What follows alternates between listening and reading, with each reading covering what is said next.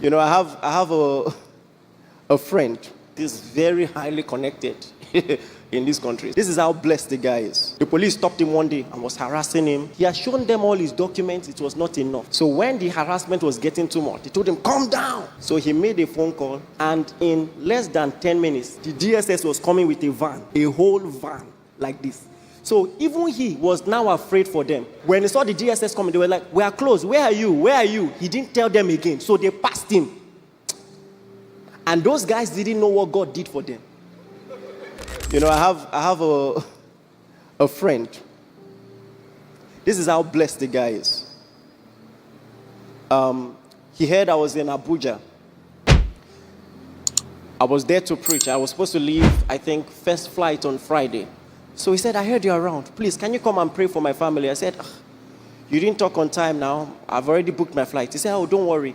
I will arrange for your flight. I said, okay. So I went to his house,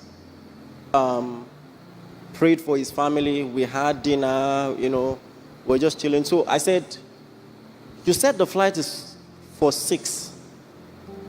This is already 4:30. When is the flight coming? He said, oh, it's a private jet. Eh?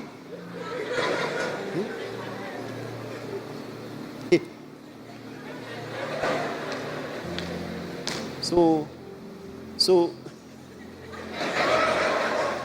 because you want me to pray for your family.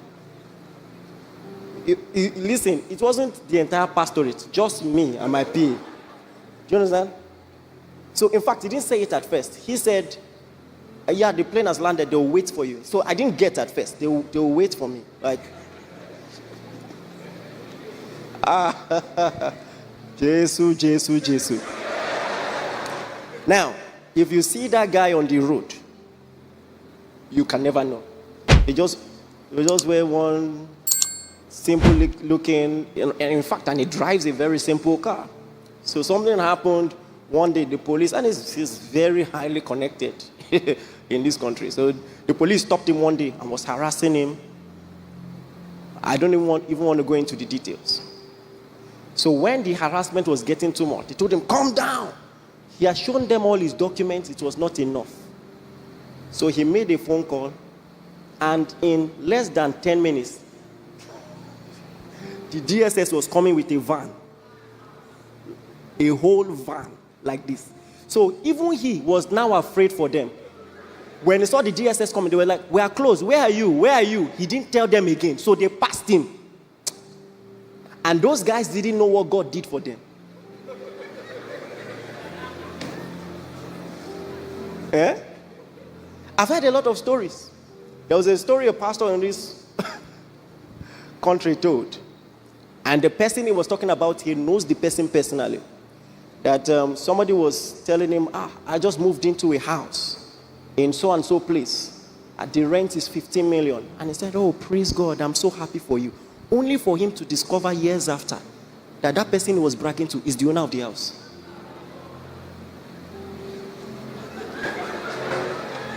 Is the owner of the house. I'm telling you the fact. I don't even know how. See, all I'm just trying to tell you, I'm telling you the fact. Sometimes it's the same way spiritually. Not many people know how to tell spiritual rancor. Not many people know. Not many people know.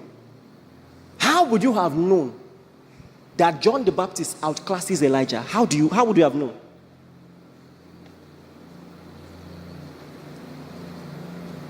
How would you have known?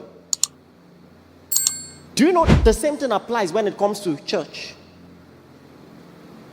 See, let me tell you something. Manifestations of the Spirit are important, but they are not the biggest measure of depth in the Spirit. In the realm of the Spirit, the biggest measure of depth is the revelation of Christ. Are you listening to me? When Jesus sent out all the disciples, guess what? Judas went with them. He also performed miracles.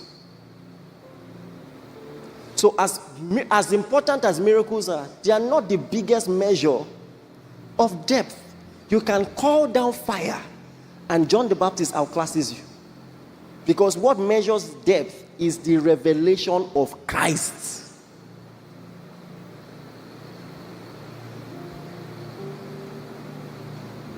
That's how God reckons true rank in the kingdom.